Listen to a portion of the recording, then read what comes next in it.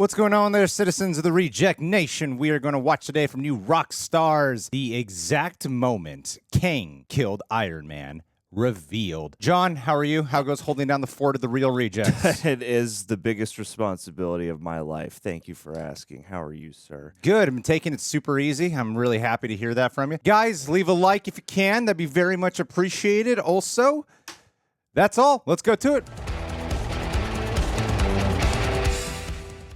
Welcome back to New Rockstars. I'm Erik Voss, and with Kang the Conqueror on deck as the big bad of Marvel Phase 5 and Phase 6, a man who in Quantumania footage displays a terrifying amount of amnesia for the amount of Avengers he has killed, new visual clues from Loki revealed in a book with Amnesia? the creative team of the series have confirmed that Kang variants are sadistically collecting trophies from the Avengers that they've conquered. We began to discuss this not long after Loki Season 1 ended, but now as we've begun to learn a lot more about Kang in Quantumania footage and in Loki Season 2 footage, a trailer for which that I saw at D23, and it will hopefully drop online before the end of the year, we can actually deduce that Kang absolutely killed Iron Man Tony Stark in another timeline, and in fact, based off of what we know about Kang, probably just killed him in only one timeline. And I think it might explain why there was no Iron Man in the Illuminati in Universe 838 of Multiverse of Madness. Oh, cool. Killed Tom Cruise. Loki, the art of the series, includes one page showing concept art of He Who Remains study in the Citadel. Set decorator Claudia Bonfay gives us a brand new insight into what exactly we're looking at here. She said that He Who Remains has a collection of antiquities. The shelves are full of collections that he's brought back from throughout the universe, and they are all related to either a cultural thing or time, or just anything that's interesting or unique throughout the universe. I didn't want to put any bright colors in there. It was all black and gold marble, so I stuck with wood tones that would work, maybe something that had a little bit of a caramel feel to it, a warmth, and then was mixed in with metals. Okay, all right, here we go. All right. I wanted to draw attention really to what is happening in the scene and not the set dressing. But what is your job then if you're not breaking down every single thing on those walls, Erik every Voss? piece of gold or bronze or any neighboring color you should be drawing clues from. We need to know every single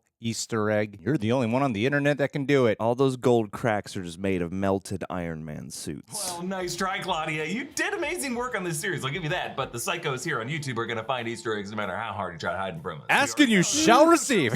An Iron Man helmet. There are a series of Oh, helmets. shit. Whoa. There's a crown with two fangs or horns, maybe a headpiece of a Loki, and then over on the right is a chalkboard that in the series had Newtonian calculus equations on it, but here in this concept art depicts geometry and trigonometry, reminding us of Spider-Man No Way Home when Peter Parker managed to defeat Doctor Strange in the mirror dimension by trumping Strange's focus on calculus with a simpler trick of geometry. That calling back Spider-Man Homecoming when the first class of Peter Parker's day was either trig or physics, and Peter knew the answer to the problem because it involved the kind of trajectory equations that Peter has to do in his head every day when he whips around with his webbing. I mentioned all this because, wow, bad news. Kang also statistically most likely killed a Spider-Man at some point too. Now, all these trophies remind us of Uncanny Avengers number 8, the Kang Dynasty 2,000 years in the future, where Kang shows off a trophy room filled with relics that he snatched from across the multiverse. Oh, that's really cool. Multiple Cap shields, multiple Iron Man helmets, a Mjolnir, Magneto suit, Doc Ock arms, Spider-Man mask, Elektra and Daredevil gear. Literally everything Marvel is in this room. But back in the Citadel, over on the left, He Remains as a telescope, which is interesting because what exactly is there to look at from the Citadel other than the sacred timeline orbiting around it? Meaning this Kang variant might physically look out at moments in history using this device to inspect what parts of the timeline must be adjusted or pruned. This telescope is his eye of Sauron. Neat. Now, the latest trailer for Ant-Man the Wasp Quantumania shows Scott Lang meeting Kang the Conqueror, who offers him a deal to give him back time if he'll steal back something that was stolen from him. Scott says he's an Avenger, and Kang asks, "You're an Avenger? Have I killed you before?" So,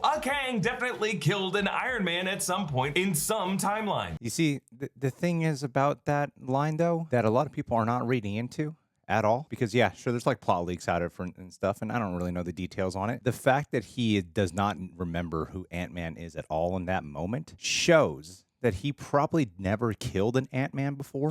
So maybe Ant-Man is the one Who can ultimately outsmart and defeat Kang? Think about it. If he's the main villain in the first movie out of Phase 5, which is an Ant-Man movie, how cool would it be if it came back full circle with Kang Dynasty or Secret Wars, where Ant-Man's ultimately the one to take him down? Well, and that would be cool because then it would mean that this Ant-Man movie, beyond the importance of just having Kang in it and Kang's plans, you know, fully revealed and microscoped in upon, it would mean that, yeah, Scott Lang actually has a fighting chance to be the one to make a significant difference in this fight, even though, you know, Kang is definitely going to appear beyond Quantumania. He Who Remains has an Iron Man helmet, but that doesn't mean He Who Remains was the one to kill that Iron Man. He Who Remains was just the Kang variant who used Alliance to defeat all the other Kangs and end that last multiversal war. He Who Remains could have collected these trophies from other defeated Kangs, or even inherited this whole citadel from one of the other Kangs, because remember, that broken statue in the lobby, there was a past struggle in this location. Now, if we assume several Tony Starks across the multiverse had similar life trajectories, at least the way Tony Stark was depicted in What He died in like so many What If episodes. Pivotal nexus moment where it would be the most important for Kang to stop Tony dead in his tracks. Tony certainly came close to death in many moments, in the Kandar province in Afghanistan, flying through that wormhole in 2012 Avengers, fighting Thanos in Infinity War, on the Guardian ship at the beginning of Endgame, but I have always believed that the most important moment in Tony Stark's life as it pertains to Kang, Nathaniel Richards, 1,000 years later in the 31st century, was this moment. This time in the shape Mobius strip of a moment? Mobius strip. Inverted, please.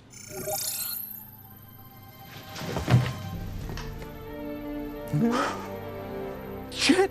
Yes, Tony Stark's discovery of time travel via quantum navigation. I firmly believe that this moment and Kang are connected. I Love You 3000, Nathaniel Richards' birth year being 3000 something. And yeah, I also believe that He Remains actually named his prize 3000 something. The ultimate Easter egg. Nathaniel Richards needed Tony Stark to make this discovery in the year 2023 so that 1,000 years later, Nathaniel could build on Stark's research and master the technology of time travel and multiverse hopping. And if you think about it that way, that actually makes it pretty precarious for Kang to ever try to kill Iron Man, because if he needed him that badly to discover his missing link of time travel for him, there would not be many opportunities after that discovery for Kang to kill Tony, considering it led directly to the time heist in Endgame and the Battle of Earth, in which Tony's fight with Thanos led to his death anyway. So I think the likeliest universe in which Kang killed Iron Man was actually the one universe we've seen so far in which Tony was mysteriously absent, Universe 838 of Multiverse of Madness, a universe that we know had some presence of Tony Stark at some point in its history, with Ultron Sentry's Stark tech walking around, but at the time we visited it, no longer had a Tony sitting on the Illuminati dais. There was one open seat, but looking back, I think it's likelier that open seat belonged to either the 838 T'Challa, or Namor, or maybe Baldur the Brave. I just love where you're going with this so far because of the fact that it's connected to Iron Man. Oh, there's a possibility Iron Man's influence continues that trajectory of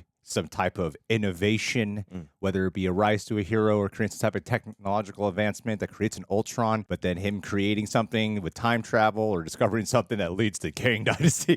Like it's kind of funny and ironic. At the same time, I really do like what you're doing to justify to help out Marvel, because, you know, when they're like, oh yeah, we didn't have an Iron Man in here, let's just use what Erik Voss is saying in this video. That'll explain, not just because we couldn't get Robert Downey Jr. to come back or Tom Cruise. Let's just use that. I was going to say, it's the perfect excuse for not having a Tom Cruise cameo. So I don't know, it just couldn't happen. You know, it had to happen at this exact right time. And, you know, on the timeline where we chose to go with Doctor Strange, it didn't work out. He was already dead. If 838 Tony Stark was killed by Kang, that would explain why the Illuminati of that universe defines multiversal incursions as side effects of Darkhold dreamwalking and not side effects of any time travel mechanics. For them, multiversal wars are caused by dark magic, not 31st century science. 838 seems to be the one universe without vertical time travel. Though I don't know, Charles Xavier did reference himself in X-Men Days of Future Past, so who knows? It might have consciousness-based time travel as a rule to it. Have I thought more about this than the filmmakers have at this point? Yes, Definitely. that's what I was getting at. Yep. How ironic is it that whether by future scientists using technology or by wizards and witches using an evil spellbook and dark magic, the multiverse is destined one way or another to collapse into chaos? It's almost like neither of these things are really causing it. It's just gonna collapse on itself anyway. And incursions are the fate of all of us. But I want to ask you, do you think we'll ever see a killing montage in which Kang slaughters Avengers? I mean, Yes. I don't know, Marvel did get cold feet and removed Gore doing the same thing to the gods in Thor Love and Thunder, but my hope is that they actually cut that so that it would have more impact when Kang does it to Avengers in Kang Dynasty. Why would that have more impact? Both would have impact. Gore would be killing gods, not Avengers. So I think you're helping out Marvel. Well, and we get That's so that way few- Marvel can be like, that's why Gore didn't